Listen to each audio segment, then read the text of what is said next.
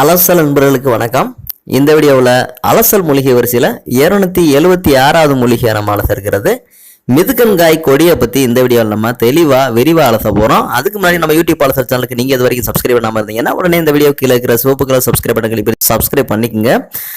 கூடிய பக்கத்தில் ஒரு பெல்ஸ் மூலம் சேர்ந்து வரும், அதையும் சேர்த்து கிளிக் பண்ணி வச்சுங்க. நம்ம அலசலப்படக்கூடிய ஒவ்வொரு மூலிகை வீடியோகளையும் நீங்கள் தவறாமல் பார்ப்பதற்கு உங்களுக்கு வசதியாக இருக்கும். இப்போ இந்த மிதுக்கன் காய் கொடியை பற்றி அலசலாம். இந்த மிதுக்கங்காய் கொடியினுடைய அறிவியல் பேர் மற்றும் குடும்பங்களை பற்றி வீடியோவில் விட்டுருக்கேன். இப்போ நீங்கள் பார்த்துக்கிட்டே இருக்கீங்க உங்கள் ரெஃபரன்ஸ்க்காக. இந்த மிதுக்கன் கொடியினுடைய வேறு பெயர்கள் என்ன அப்படின்னு பார்த்தோம்னா சுக்கங்காய், மிதுக்கன்காய் கொடி, சிம்மட்டிக்காய் கொடி, சிமிட்டிக்காய் கொடி, மிதுக்கம்பழம், முதுக்கங்காய் கொடி அப்படின்னு நிறைய பேர்கள் தமிழில் இருக்கு. அது அந்தந்த பகுதியை பொறுத்து பேர் வேறுபடும். அதே மாதிரி ஆங்கிலத்தில் வைல்டு மெலோன், செனட் சீட், small gourd, wild musk melon, cucumis agrestis, melo agrestis அப்படின்னு ஆங்கிலத்திலையும் சில பெயர்கள் இருக்கு. இதில் எத்தனை வகைகள் இருக்கு அப்படின்னு பார்த்தோம்னா இப்போ நாம் பார்த்துக்கிட்டு இருக்க இந்த கொடியில் மட்டும் இதனுடைய இலை அமைப்பு மற்றும் காய் அமைப்பை பொறுத்து சிறு மிதுக்கன், பெரு மிதுக்கன், வெள்ளரி மிதுக்கன் என 3 வகைகள் உண்டு. இதில் சிறுமிதுக்கன் என்பது சின்னதாக உருண்டையாக காய் காய்க்கக்கூடியது. பெருமிதுக்கன் என்பது அதே சைஸில் உருண்டையான காய் கொஞ்சம் பெருசாக இருக்கும். மூணாவதாக வெள்ளரி மிதுக்கன்ற காய்கள் கொஞ்சம் நீண்டு ஒரு விரல் நீளத்துக்கு வெள்ளரிக்காய் மாதிரி, ஆனால் விரல் நீளத்துக்கு கொஞ்சம் நீளமாக இருக்கும். அதுதான் வெள்ளரி மிதுக்கன்றது. இதில் 3 வகை இருக்குது. அதே மாதிரி இதனுடைய இனம்னு பார்த்தோம்னா இது வெள்ளரி, ஆற்று தும்மட்டி, தண்ணீர் பழம், அதாங்க வாட்டர் மெலோன், இது எல்லாமே இதனுடைய இனத்தை சேர்ந்த மூலிகைகள் தான். ஆற்று தும்மட்டி பற்றி நம்ம ஏற்கனவே வீடியோ போட்டிருக்கோம் அலசல்ல. அதோட லிங்க் மேலே ஐ பட்டனில் இருக்குது. இது வரைக்கும் பார்க்காதவங்க போய் பார்த்துக்குங்க.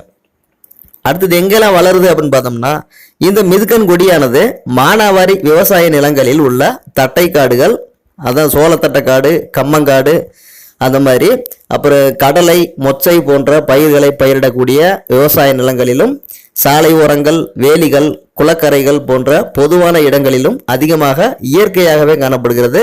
இந்த கொடி அதிகமாக செம்மண் மற்றும் சரளை நிலங்களில் அதிகமாக காணப்படுகிறது. அடுத்ததனுடைய அமைப்பை பற்றி பார்க்கலாம்.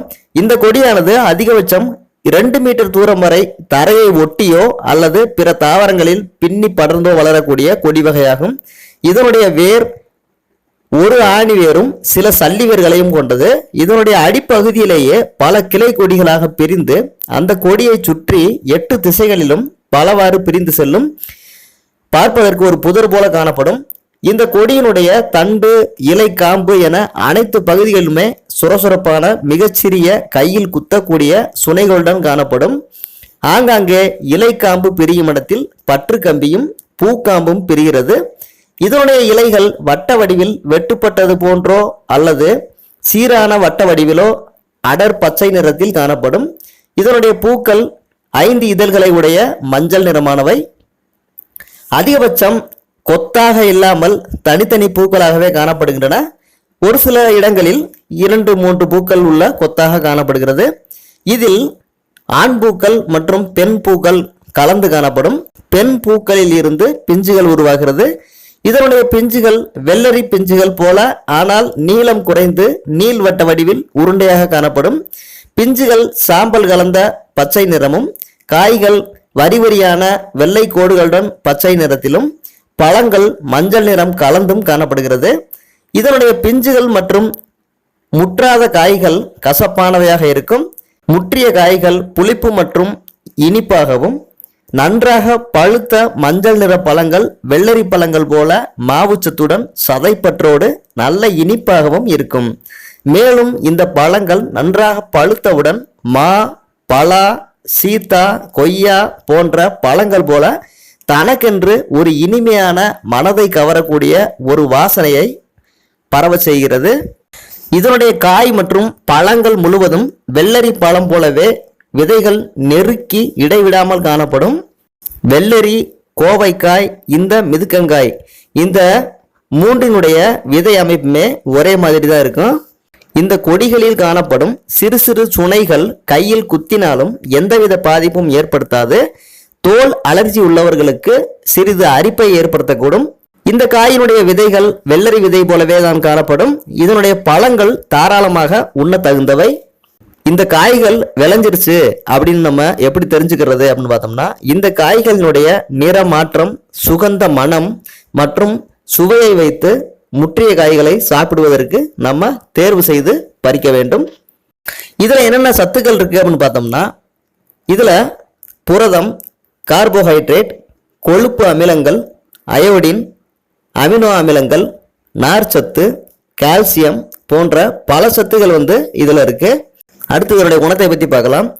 இந்த மிதுக்கங்காயில நல்ல குணமும் இருக்கு, கொஞ்சம் தீய குணமும் இருக்கு. முதல்ல நல்ல குணத்தை பற்றி பார்க்கலாம்.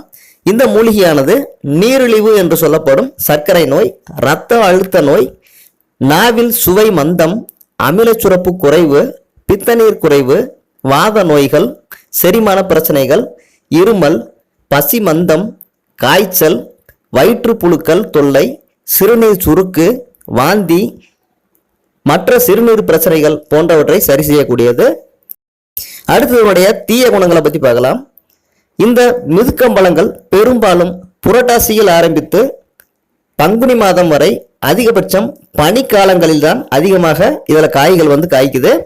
இக்காலத்தில் காய்க்கும் மிதுக்கங்காய்கள் பனியிலேயே கிடப்பதால் இதனை பனிக்காய்கள் என்று கிராமங்களில் சொல்வார்கள். இப்படி பனியில் நனைந்து கிடக்கும் காய்களை சாப்பிட்டால் சிலருக்கு சளி, தொண்டை கம்மல், இருமல் போன்றவை ஏற்படலாம். சிலருக்கு தோல் அலர்ஜி இருக்கும். இப்படிப்பட்டவர்கள் இதனுடைய காய்களை சாப்பிட்டால் கைகால்களில் அரிப்பு ஏற்பட வாய்ப்புள்ளது.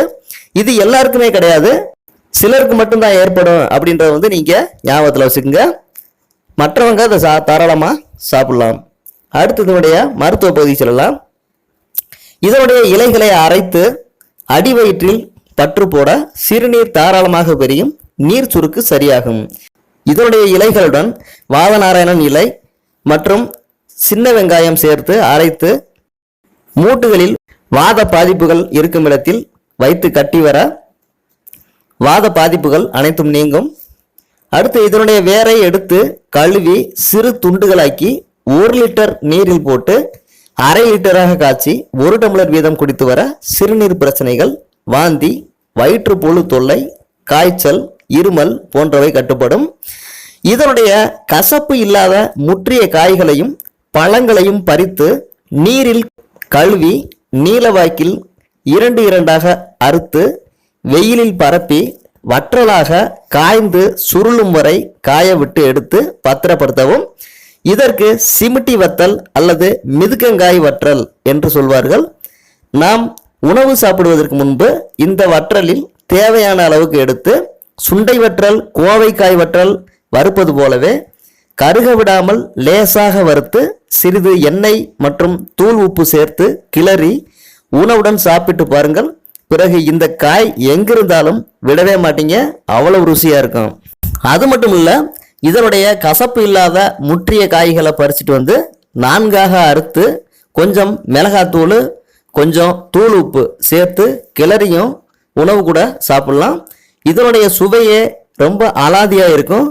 இதைவிட பச்சை மிளகாயை சிறிது உப்பு சேர்த்து அரைத்து இந்த காய்களில் போட்டு கிளறி சாப்பிட்டால் நீங்கள் வழக்கமாக சாப்பிடும் உணவை விட 2 மடங்கு அதிகமாக சாப்பிடுவீங்க. அது மட்டுமா, உங்க வீட்டில் தட்டைப்பயிறு, மொச்சப்பயிறு குழம்பு வச்சிங்கன்னா இந்த காய்களை 4ஆக அறுத்து குழம்புல போட்டு குழம்பு வச்சு குடிச்சு பாருங்க. இந்த ருசி வேற மாதிரி இருக்கும்.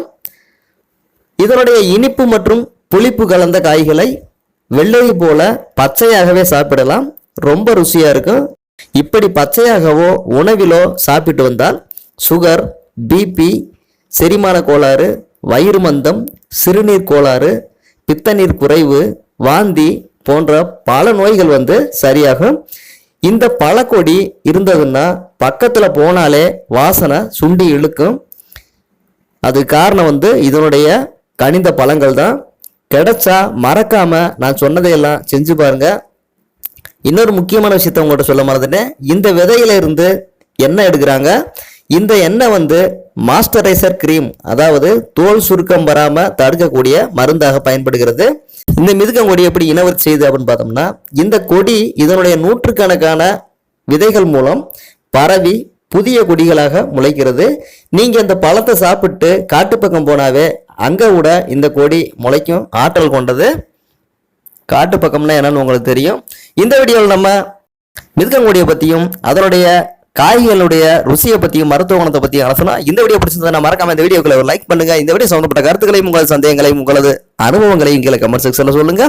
உங்க ஊர்ல இந்த காய் இருக்கா, இதை நீங்க சாப்பிட்ருக்கீங்களா அப்படின்றதையும் கீழே மறக்காம தெரிவிங்க. இந்த வீடியோ உங்க நண்பர்களுக்கு ஷேர் பண்ணுங்க, அவங்களும் பயன்பெறட்டும். மீண்டும் இதே போன்ற ஒரு அருமையான அபூர்வமான அதிசயமான பரமொழிகள் அலசலோடு உங்களோட இணைந்து அலசும் வரை உங்களிடமது விடைபெற்றுக் கொள்ளும் நான் உங்கள் நல்லசாமி. வணக்கம்.